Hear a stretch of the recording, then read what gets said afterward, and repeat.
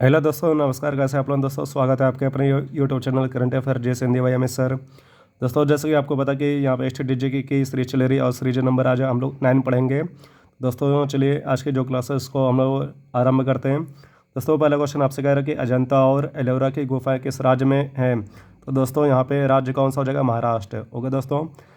और यहाँ पे जो महाराष्ट्र है इसके वर्तमान में राज्यपाल कौन है, ये आपको कमेंट बॉक्स में लिख के बताना है। दोस्तों जैसे अगर हम लोग महाराष्ट्र की बात करें तो इसकी स्थापना 1 मई 1960 को हुई थी और वर्तमान में इसके सीएम जो है एकनाथ शिंदे हैं। ओके दोस्तों। फिर औरंगजेब का मकबरा कहाँ स्थित है? तो महाराष्ट्र में एक प्लेस है औरंगाबाद। ओके दोस्तों। औरंगाबाद जो है, ठीक है, ये किस नदी पर स्थित है? तो ये नदी आपकी ये हो गई कोयना नदी। ओके दोस्तों।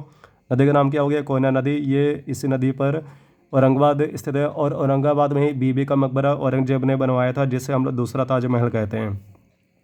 नेक्स्ट आगे क्वेश्चन को अगर हम लोग बढ़ें तो केंद्रीय नारियल अनुसंधान संस्थान स्थित है तो कासरगोड। कासरगोड ये प्लेस का नाम है और ये, ठीक है, ये कहाँ पे आएगा? तो आपका केरल में आएगा कासरगोड।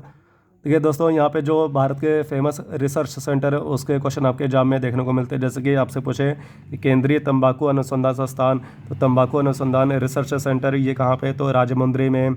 इसी प्रकार से केंद्रीय दुग्ध अनुसंधान संस्थान तो हरियाणा के करनाल में। केंद्रीय आम अनुसंधान संस्थान तो ये आपका लखनऊ में स्थित है। इस प्रकार से क्वेश्चन आपको देखने को मिलते हैं हमेशा एग्जाम में। फिर अरावली पर्वत है। देखिए दोस्तों, जैसे कि अरावली पर्वत भारत और विश्व का सबसे प्राचीन वलित पर्वत है, यानी कि घुमावदार पर्वत है। तो ये किस राज्य में? ये तो आप सभी को बता कि राजस्थान में, ठीक है। और इसका सर्वोच्च शिखर यानी जो हाईएस्ट पीक है, ठीक है, वो आपसे क्वेश्चन पूछा रहा कि कौन सा है, तो उसका नाम क्या है? गुरु शिखर।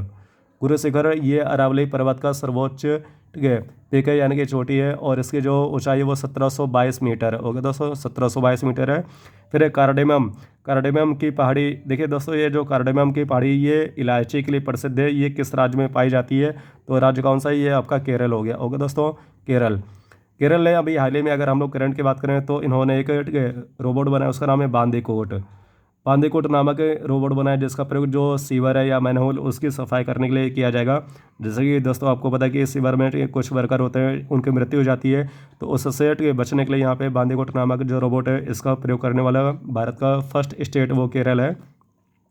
फिर किस राज्य की समुद्री तटरेखा की लंबाई सर्वाधिक है? तो यहाँ पे गुजरात हो जाएगा। अगर हम लोग राज्य की बात करेंगे तो गुजरात हो जाएगा। अगर सबसे छोटे राज्य की बात करें कि सबसे छोटा ऐसा कौन सा राज्य है जिसकी सबसे छोटी समुद्री तटरेखा है, तो वो गोवा हो जाएगा। अगर हम लोग बात करें कि प्रायद्वीपीय भारत में सर्वाधिक समुद्री तटरेखा की लंबाई है तो आंध्र प्रदेश हो जाएगा, ठीक है। और अगर हम लोग यहाँ पे बात करें कि यूटी में यानी कि केंद्र शासित प्रदेश में तो अंडमान निकोबार द्वीप समूह हो जाएगा। ओके दोस्तों। फिर बिरजू महाराज का संबंध किस नृत्य से? तो इनका संबंध कथक से, जैसे कि आपको पता ही है, ठीक है, और इनका देहांत भी हो गया है। और ये, ठीक है, यूपी के लखनऊ घराने से संबंधित हैं।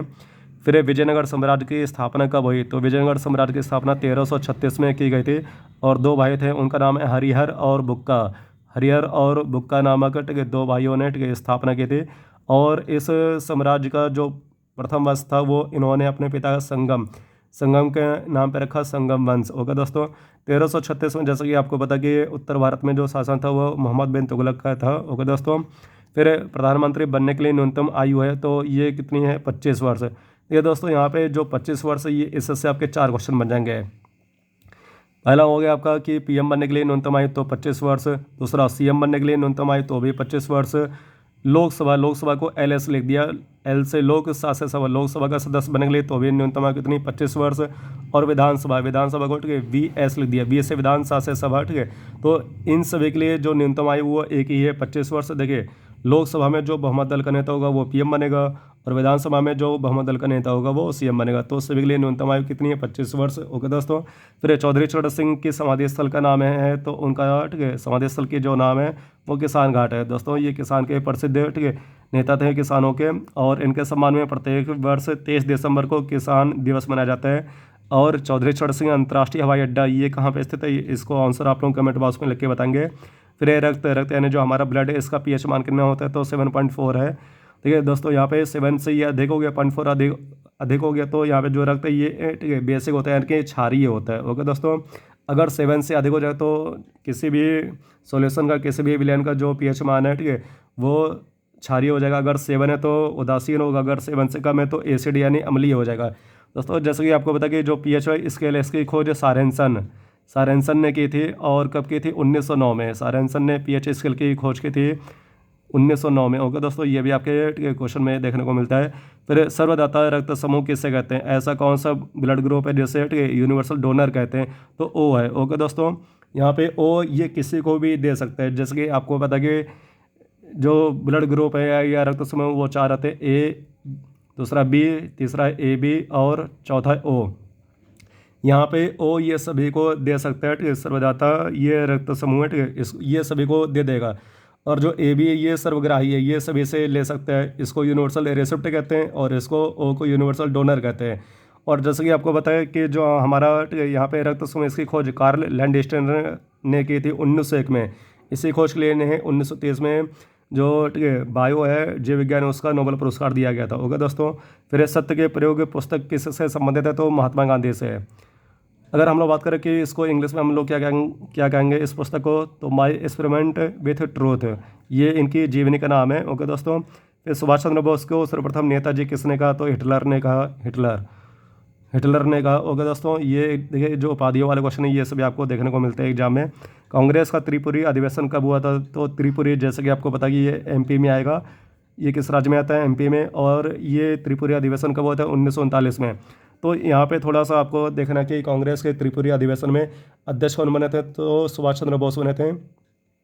इन्होंने महात्मा गांधी के उम्मीदवार पट्टाभी सिद्धारमैया को हराकर, ठीक है, कांग्रेस के त्रिपुरी अधिवेशन में अध्यक्ष बने थे। फिर महात्मा गांधी ने कहा था कि पट्टाभी सिद्धारमैया की हार मेरी हार है, तो उससे आहत होकर सुभाष चंद्र बोस, ठीक है, ने त्रिपुरी अधिवेशन से अपना इस्तीफा दे दिया।